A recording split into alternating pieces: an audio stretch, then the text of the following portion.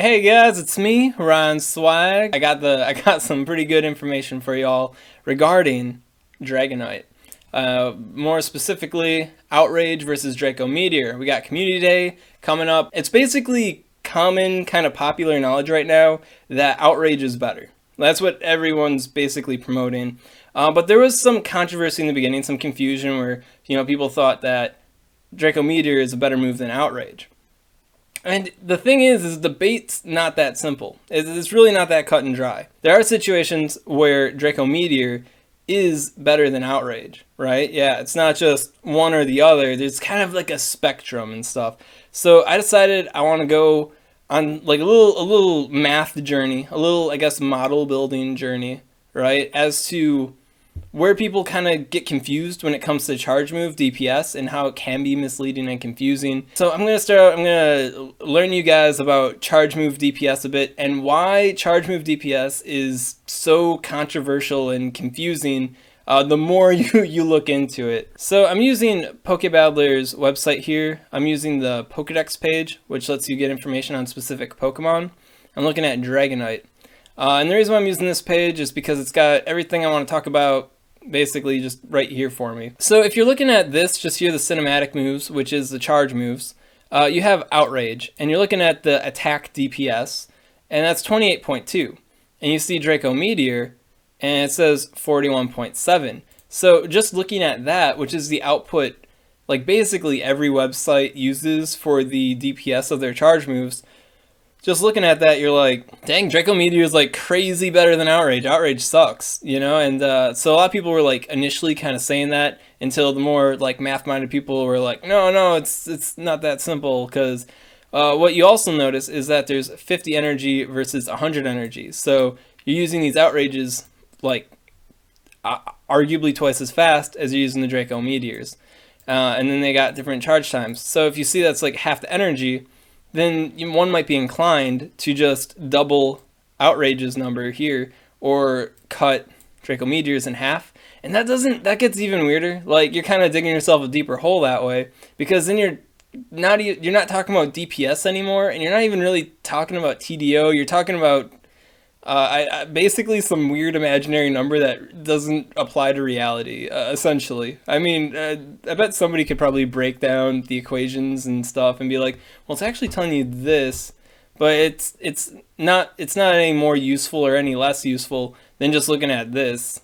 Both are pretty useless, because DPS is damage per second. Using 2 Outrages, that's the same thing. You're using twice the power now, but it's taking twice the time, so then you're going to get the same kind of attack DPS if you go about it that route. And if you just double the output here, then like what are you actually doubling? Just the power then? But then that doesn't consider the animation time, and I think you guys get it now, right? So then there's the concept of cycle DPS, and cycle DPS is how much like fast move damage you're dealing along with the charge move damage to get that going on, to get a more accurate sense of what the DPS is for each cycle. So it's like how many Dragon Tails does it take to use an Outrage, and that all that damage and all the time that takes, that's the DPS for that. And then for Draco Meteor, so then it doesn't matter that you're using more Dragon Tails to get to the 100 power versus less Dragon Tails to get to the lesser energy cost here, because it'll all get kind of averaged out and it'll be nice and prim per each cycle. So how you'd basically find that, I did the math ahead of time, and I was thinking about doing it like kind of live for you guys, but it was very tedious, right? And all this is probably going to be tedious enough already. But basically what you do is, so let's say you're looking for the cycle DPS of Draco Meteor. So you take the 100 energy cost, right? And you look at Dragon Tail, and you see that it has 9 energy per Dragon Tail. So then you divide that 100 by 9, and you get a number from that, right? And then, so that's the amount of Dragon Tails that it takes. And then that's not even going to be like a whole number. So you're already kind of seeing where like the side, the little, it's coming apart a little bit already. It's not even a whole Dragon Tail. If you want to, you could round it up to the next like one, just round it up straight up one, just so you make sure you get that 100 energy.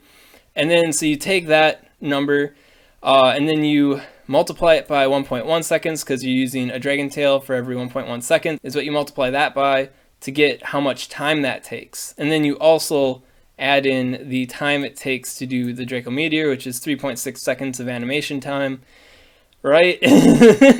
So you add that all up, and that's the total amount of time it takes to do the DPS cycle. And then you dial it back, and where you multiplied by the 1.1 before, you instead multiplied by the 15, and so that'll give you the amount of damage that all the Dragon Tails are doing for that cycle. And then you add the 150, and then you take that number, and then you divide it by the time number, and that'll give you the cycle DPS, right? So TLDR, I'm not doing the live math here, Draco Meteor came out to basically 20. And Outrage came out to basically 19. So more credence, another kind of side of the argument, saying that Draco Meteor is better than Outrage. So even if you get kind of smart about it, Draco Meteor is still looking better. But the one thing that this model doesn't consider is the energy you gain from getting hit by attacks. So, right? And then even to begin with, when you're trying to find the amount of Dragon Tail hits it takes to get to the 100 energy or the 50 energy, well, I mean, it's obvious that 9 doesn't divide evenly into that, so that's already kind of skewed. And then it's like, well, then how much damage are you taking? And like, the damage you're taking gets converted into energy, so you can use that to fuel your charge moves even faster. It's for that reason that Machamp and Hariyama, even though Hariyama's got a lower attack stat, they kind of have similar DPS because Hariyama has huge HP but super low defense, so it gets more damage, which means it gets more energy, right? Confusing Pokemon Go stuff. So there are models out there, a lot of spreadsheets, that consider the damage that you take fueling the energy for your charge moves. So yeah, so you can use those models, but the thing is that those models have like just a constant drip of one constant energy gain from damage. So it doesn't consider the different damage from different attacks. Like, we all know that, what's its name, Groudon? Yeah, Groudon used that Dragon Tail on you, and you were like, ow. So you're fighting Groudon with Dragonite, and you're getting hit by those Dragon Tails, and you're like, ow, dude, that really hurts. But then you've got the Groudons that used Mudshot, and Mudshot's like nothing. And you're just sitting there and you're like, are you even doing damage to me, Groudon? Like, I don't even feel it. So, you know, so it kind of changes the speed at which you're gaining energy passively through getting that damage. So that's different. So that also makes the models slightly inaccurate. So you can get to the next level of swag, which is to, oh gosh, take like a gradient, right? Take all these different sort of simulations based on each different sort of energy trickle you're getting from all the different types of damage, and then you also apply that to the cycle DPS, and you kind of get like a curve that's showing what your DPS is looking like with all that, right? But even that's inaccurate, right? Even that's not 100% useful, because it doesn't consider your Pokemon fainting and you not being able to get off the charge move. So yeah, so you know what I'm talking about, that situation where you're charging up that solar beam and you're almost there, you're about to push the button, and then your Executor faints and then you don't get to use it. Well, then obviously you're going to have a huge DPS loss there. So, you know, how do these models consider that? How do they represent that? Well, my boy Bioweapon and my boy Double Felix, Game Press Squad, right? They actually made a crazy model for it. So you may have seen this on the Reddits.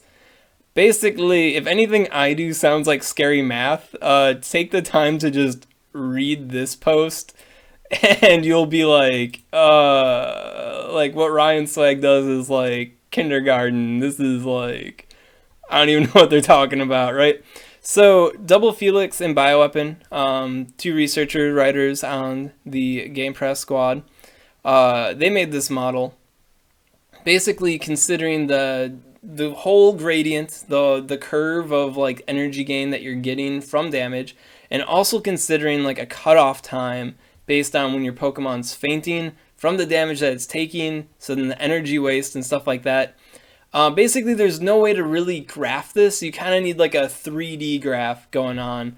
It's because there's so much going on. Like, there's like 3 variables, so there's 3 dimensions. So it's nothing that you can just show a graph and be like, this, now you can see for yourself. You know, it is, yeah. So, but what they were able to do was make this cool little chart guy, which basically displays the results, the fruits of their research, which is Draco Meteor to Outrage. So the more green cells represent the scenarios where Draco Meteor outperformed Outrage in DPS alone. And the more red is where Outrage is outperforming Draco Meteor. So you're looking at this and you're seeing a whole lot of red, but you are seeing some green, right? So that's pretty cool. So yeah, the confusion, the the percentages here are like the percentage of difference that they have from each other. And yeah, so basically, summarizing this right here, 80% of the time, Outrage is going to be better than Draco Meteor over this whole course of considerations, right? Where it's like the different energy gains that you're getting from the different damages that you're receiving, and then also the different cutoff times in your damage from you fainting. 80% of all those scenarios result in Outrage being better than Draco Meteor. However, you still got the 20% where Draco Meteor's outperforming Outrage. So, I mean, you really can't say for sure, bottom line, that, you know, Outrage is 100% better than Draco Meteor. But you know, you can't really say that Draco Meteor is better than Outrage. Like, at this point, you really don't have a leg to stand on with that. It'd be kind of weird to say like 80% of the time Outrage is better. So, you know, the TLDR, the summarization of all this DPS graph and modeling wildness is that Outrage is most often better than Draco Meteor. Dang, Sylvan comes in with a pretty good observation there. I didn't even think about that initially. I was just seeing the green, but yeah, if you get the more deeper you get this way, the bigger the percentages are looking for the Outrage. Yeah, so things are looking pretty thin for Draco Meteor. Now, this model is phenomenal. It's amazing. It's probably like the best we can get for a generalized statement, but in reality, if you're thinking about the actual gameplay, even this is inaccurate, right? And the reason being is because while this does have the whole gradient of all the different kind of situations that you can run into in Pokemon Go and, you know, the theoretical sort of results of those, well, we're only seeing so many of them. And it's not just like we're only seeing like one part of the graph or the other. It's kind of like, you know, a little bit of like a dartboard. You know, you're like, oh, well, this happens and this happens, this happens, this happens, and this happens. And then on top of that, like, you do see more of the spectrum if you're like not at max level or something like that too. So there's like a lot going on with Pokemon Go, right? And for me, you know my DPS graph, stuff like that. I like to try to frame them in situations that we actually experience. So with that, I kind of conclude the scary Mathland portion of the SwagTips. I'm going to move on to stuff that I can explain, I guess, a lot more simply and elaborate on a bit more. And basically, I'm going to be showing you the situations in which, well, the situations plural, the situation in which Draco Meteor Dragonite outperforms Outrage Dragonite, and then I'll show you a situation where Outrage Dragonite is outperforming Draco Meteor Dragonite, and then from there I'm going to just like elaborate a bit on the trade-offs between the two charge moves there. So that was a clip from my live stream SwagTips where I was going over Outrage versus Draco Meteor on Dragonite. I wanted to kind of give like a little pre-idea of what's going on with charge move DPS. Second part coming out very soon where I compare Draco Meteor Dragonite to Outrage Dragonite to also Draco Meteor Salamence. You know, who's the true master of the Draco Meteor? That's coming out very soon. Hope to have it up today, before Community Day, of course, right? So yeah, if you're into this content specifically, the more like math side of things, comment below, let me know, hit that like button. I am thinking about doing a DPS, TDO kind of more math heavy kind of video in the near future. So if you guys are into it, might bump it up on my priority list. Maybe it won't get washed over by the hype train of new content. Oh yeah, and make sure to subscribe. That would good idea right there. I like that.